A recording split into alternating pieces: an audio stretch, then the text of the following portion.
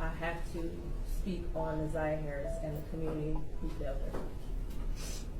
And I am only presented with certain evidence. I don't know the whole story. The attorneys know more than me, the family knows more than me. But from what I have heard over the last 4 days and 5 days total, is that several people failed her. I don't know where her mother is. I don't know anything other than that she was forced to live in a home where she was not protected or given the adequate attention and love. I don't know where her father is. I don't have any mention of him in her life, no presence. 2, Cordell, AKA King, and all the men who saw Jarvis Butts hanging out and always around these young girls, including Naziah, and his 9-year-old daughter going up to the shop to clean up the shop. The school counselor who never showed up, or the person who was supposed to show up if that counselor was absent, after Naziah was on the floor on the day she went missing, saying that she needed to speak to someone and speak to a counselor. There's no mention of CPS, but I wonder what their involvement was over the years, because this was not just a one-year thing. There are text messages at least from 2022.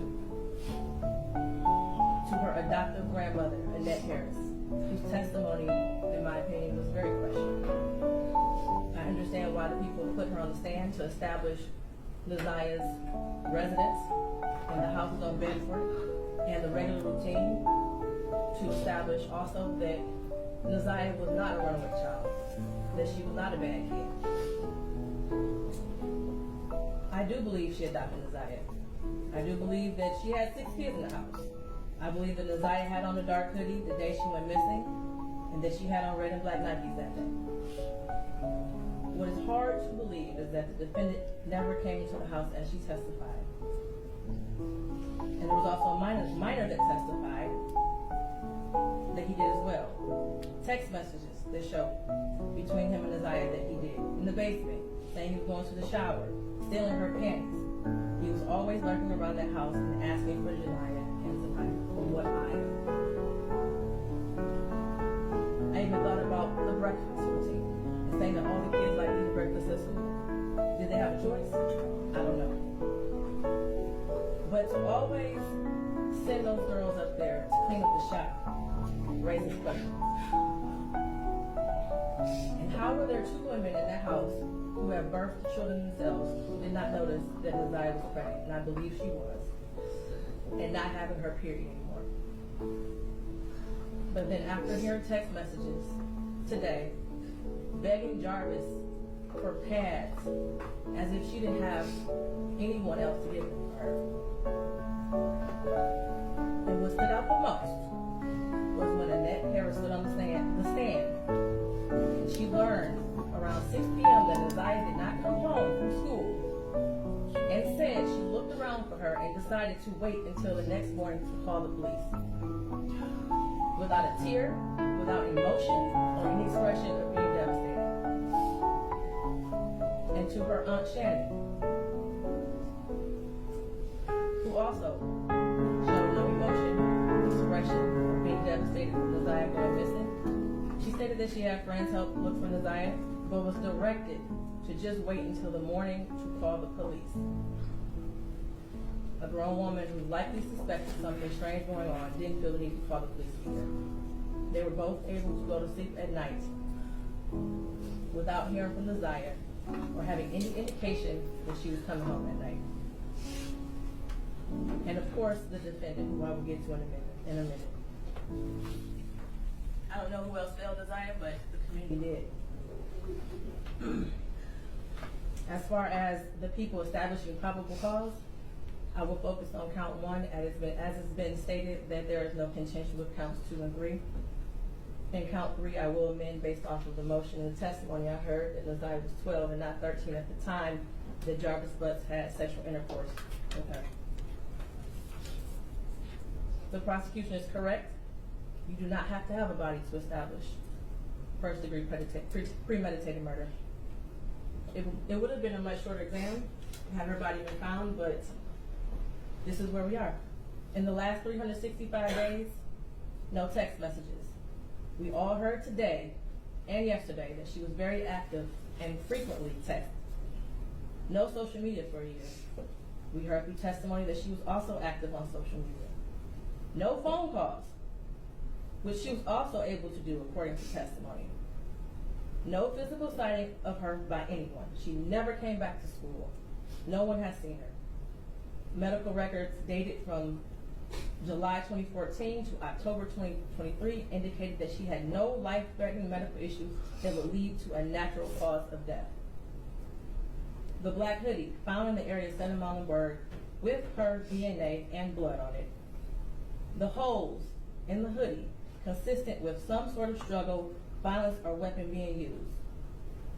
And we know that there were no holes in that hoodie when she wore it to school. We saw a picture of her in a black hoodie on her last day that everyone saw her. I do believe her grandma testified truthfully about the sweatshirt that she had on and that it was practically new. And the border agent who said that no evidence of animals would have destroyed the clothing or the shoes to possibly lead to animals tearing up that hoodie. The clear glasses found in the blue Nissan the day after she went missing. The behavior of the defendant when he snatched those glasses. They looked exactly like the glasses she had on in her last picture, according to the witness. The shoes that her brother described as the same shoes that were found also in the area of 7 Muhlenberg near the hoodie. While this is still probable cause, the evidence all points to Jarvis Butts. His locations, him being seen with her last, the abortion searches, the abrupt silence between the two of them in text messages, and the constant lies he told throughout the entire investigation. And they were proven to be lies with text messages and other testimony.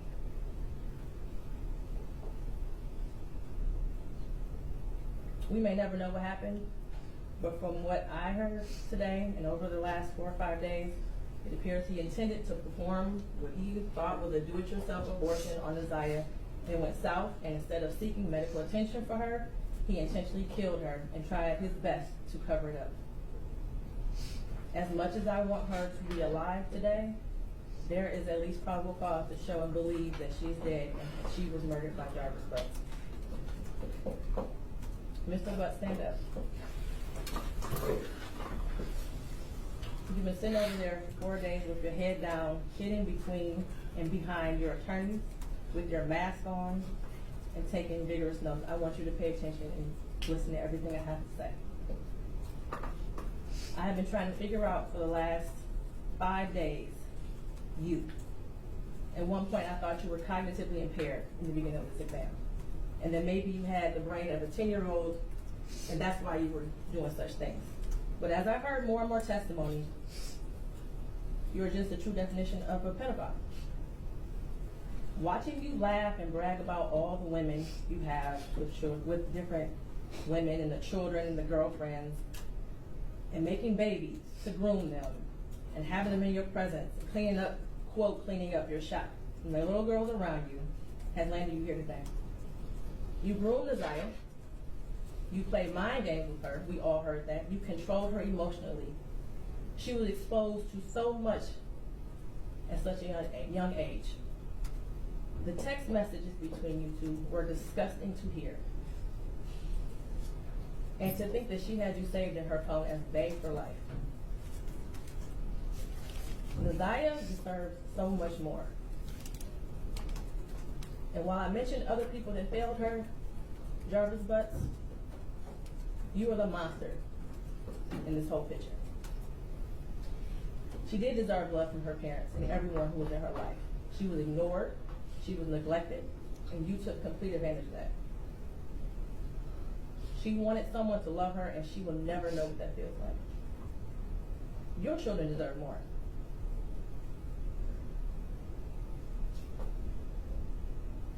As much as defense counsel has raised issues on count 1, all that has done is raise the question of fact for the trier of fact, which means that this will be for a jury or a judge to hear in 3rd Circuit.